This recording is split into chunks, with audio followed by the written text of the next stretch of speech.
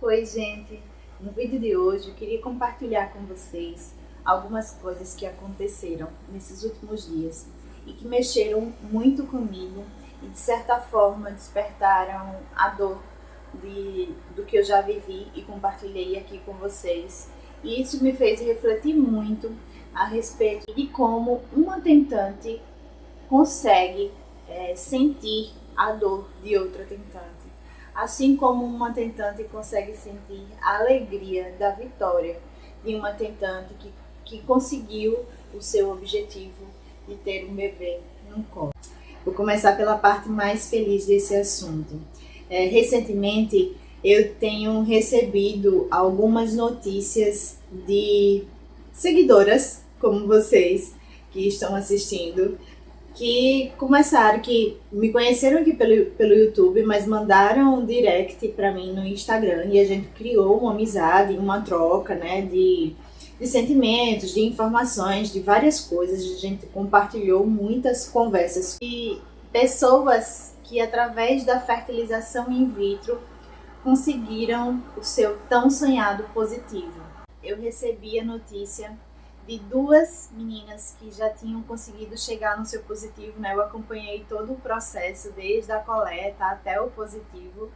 E quando elas me falaram dessa notícia do positivo, eu senti uma emoção e uma alegria tão grande, como se tivesse sido o meu positivo, sabe?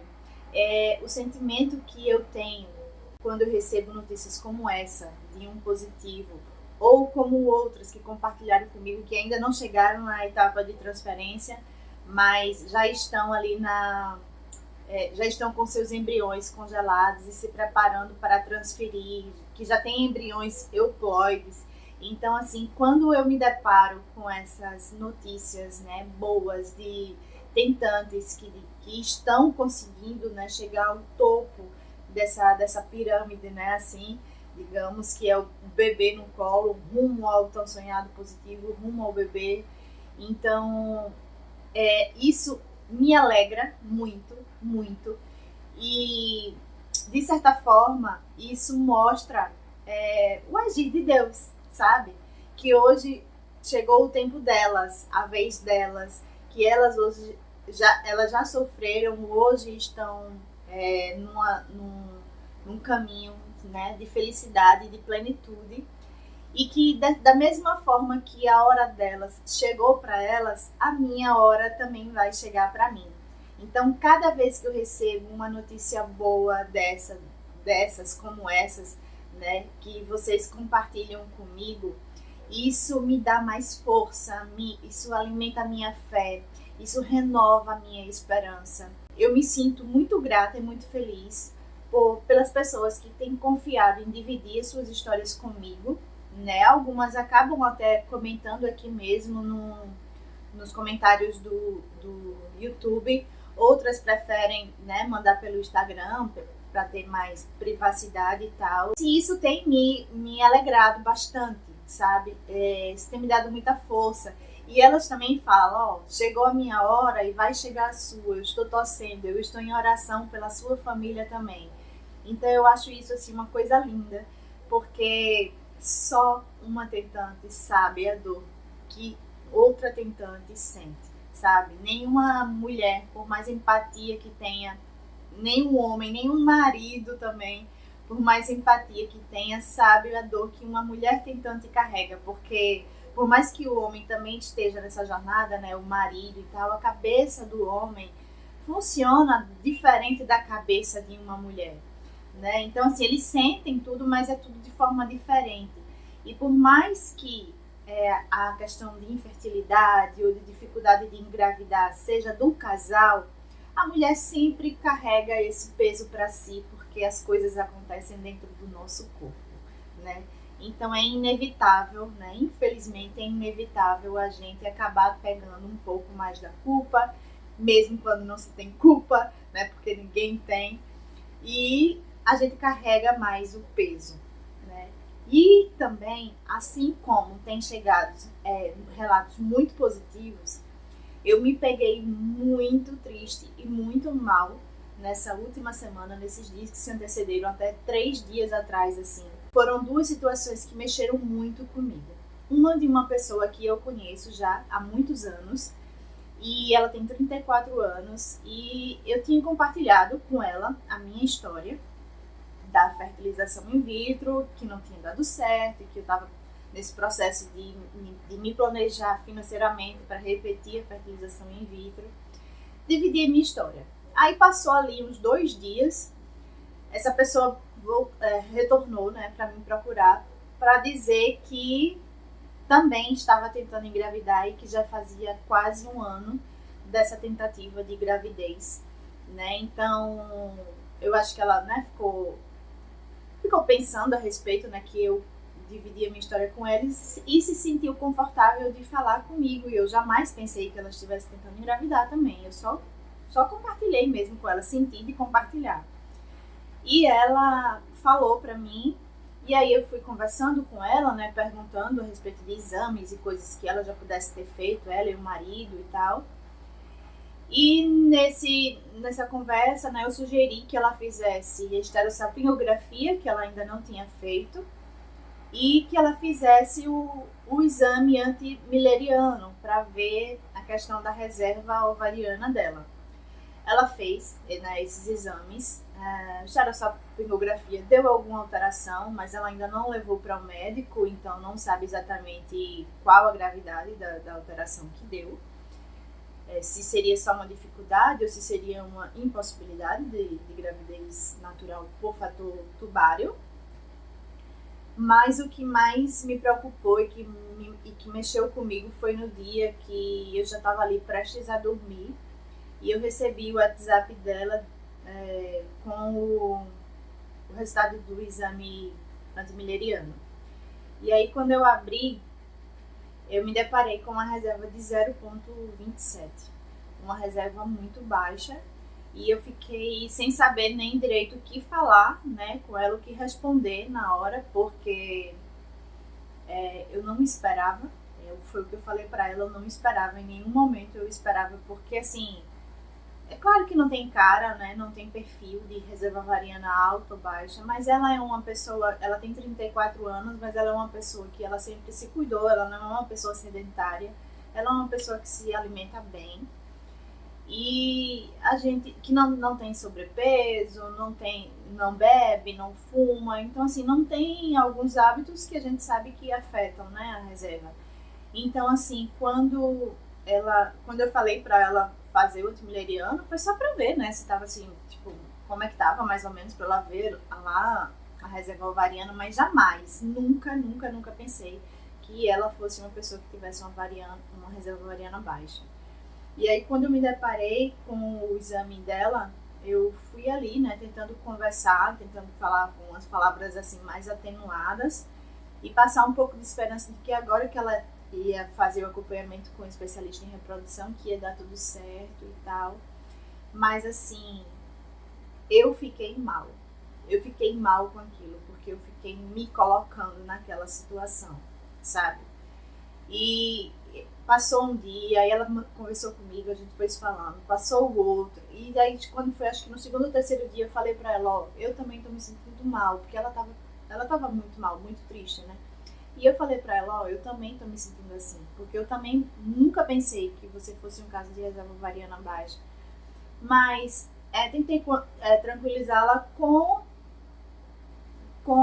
a verdade, né, de que assim, agora com o acompanhamento ela vai poder fazer a questão do tratamento que a médica sugeriu de acordo com o caso dela e que ia dar tudo certo, né, que bom que ela descobriu, porque se a gente nunca tivesse tido aquela conversa, sabe-se lá quando que ela ia descobrir, sabe-se lá quando que ela ia fazer esse exame, a gente não tem como prever. Foi algo que me impactou muito, sabe, assim, né? Porque eu não conhecia ninguém, assim, próximo de mim que tivesse tido alguma reserva ovariana assim, aí eu fiquei meio sem saber como agir, o que falar, mas depois eu vi ali, assim, consegui enxergar algo de positivo naquilo, assim, de que bom que ela descobriu, porque agora que ela descobriu, ela vai poder fazer o tratamento que for o correto para o caso dela e vai, com fé em Deus, ter sucesso e ter o bebê que ela tanto sonhou, ela e o marido dela tanto sonharam. Então, assim, estou auxiliando, né, em tudo que eu posso, com informações, com dicas e tudo que eu posso, né, estou dando todo, assim, o meu suporte, mas que foi algo que mexeu muito comigo. E aí, quando eu estava meio que me recuperando, né, dessa situação que aconteceu com ela, eu também recebi um retorno de uma pessoa que eu conheci também pelo YouTube, mas que ela é do mesmo estado que eu, então a gente trocou direct, né? Ela mandou um direct para mim, a gente conversou ali alguns dias, depois a gente já começou a conversar pelo WhatsApp, e porque até o médico que faz o acompanhamento dela é um médico que eu também conheço, então a gente criou ali, né, uma amizade e um apoio, né, entre eu e ela estava ali iniciando o processo da fertilização in vitro, então eu estava ali, né, na fase de orçamento, de achar medicação mais barata e todos os sentimentos, tudo que envolvia, e a gente estava ali conversando genuinamente, sabe, tendo uma troca muito boa. E quando ela fez a coleta, eu falei para ela, tô sentindo uma coisa tão boa nessa sua fertilização in vitro, eu acho que ela sempre meio tristinha assim, achando que não ia ter muitos óvulos, que não ia, enfim, e eu falando, não, rapaz, eu tô sentindo algo que Deus vai te surpreender. E realmente foi assim, ela começou ali o estímulo com poucos óvulos, não me lembro exatamente quanto, acho que 7 óvulos, mas no final ela estava com 10. Foram coletados, se não me engano, foram coletados 10 óvulos e dos 10, 9 estavam maduros, sabe? Era algo assim, foi um número assim, tipo, muito bom a diferença, a peneira, né? Dos coletados para o maduro. E aí ela formou 6 embriões. E ela disse, eu não acredito, eu estava sentindo que vinha realmente uma coisa muito boa. Vamos torcer agora aí, né, para esses embriões. A minha expectativa ali, né, a gente viu a classificação para rapaz, eu tô achando que vem aí os 3 embriões euploides. E ela lá torcendo também, né, para que viesse, claro, o maior número de euploides. Ela fez o estudo genético dos 6, mas infelizmente veio um resultado com nenhum embrião euploide. Assim, quando eu vi a mensagem no WhatsApp, eu só vi assim, tô sem chão. Eu procurei um canto, me sentei, eu já tava ali toda arrepiada, né, já imaginando o que vinha pela frente, mas ali, naquele momento, eu ainda pensava assim, sei lá, dos 6 ela deve ter ficado com 1 ou 2, sabe? Não tinha nenhum embrião euploide. E para quem não sabe, para quem está chegando nesse vídeo agora, eu passei pela mesma coisa, né? Eu não tive nenhum embrião euploide depois do meu estudo genético. E eu não tinha conhecido ninguém que tivesse tido uma história parecida com a minha. Então, ao me deparar com esse resultado dela pela primeira vez, uma pessoa tão querida, que a gente criou uma amizade tão boa, tão bacana, quando eu vi esse resultado dela, sim, eu desabei, sabe?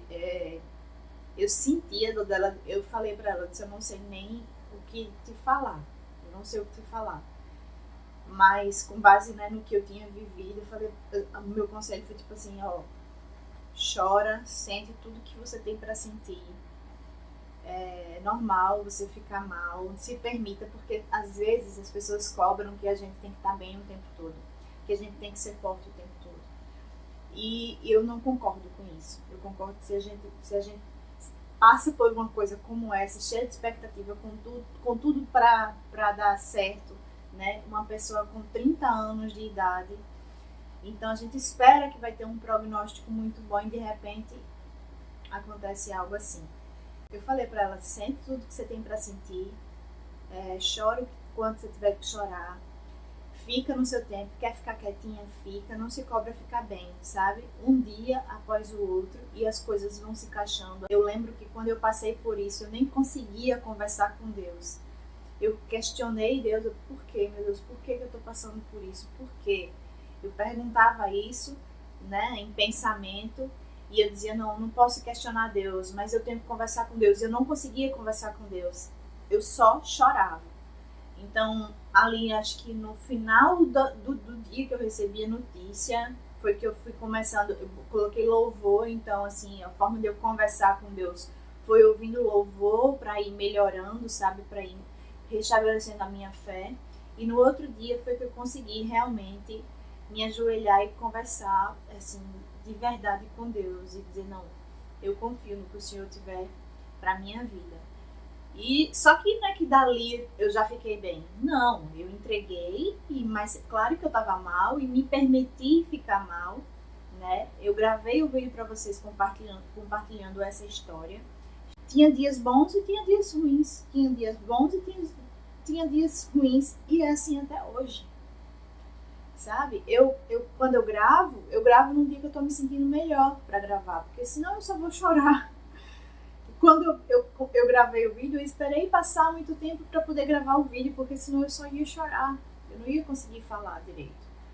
Então, assim, até esse vídeo de hoje, eu estava querendo gravá-lo no dia que aconteceu isso. Porque foi uma coisa que mexeu e eu tinha acabado de começar a me recuperar da outra notícia do antimileriano baixo, e aí veio isso. Eu disse, não, eu acho que isso é um sentimento que eu tenho que compartilhar, que eu tenho que gravar um vídeo. Mas eu não ia conseguir gravar assim como eu não consegui. Hoje, com os pensamentos um pouco mais em ordem, vendo que ela também está um pouco melhor, né? A gente está começando a pensar em outras alternativas, em outros planos, enfim, que eu consigo gravar e trazer essa história, essa reflexão para vocês. E para dizer assim também que se o seu tratamento, se a sua jornada, se as suas tentativas de engravidar naturalmente não estiverem dando certo, é normal que você não fique bem, né? Não se cobre tanto assim, sabe? Eu acho que é o mal dessa geração agora cobrar que as mulheres estejam sempre bem. Não tá bem. Conversa com Deus, faz algo que te acolha, faz algo que você gosta, tenta ficar bem, né? Não te deixa também se consumir por aquele sentimento. Mas quando acontece, assim que acontece, você não tem como fazer outra coisa. Se permita sentir o que você está sentindo. E depois você vai melhorando um dia após o outro, um dia por vez, sabe?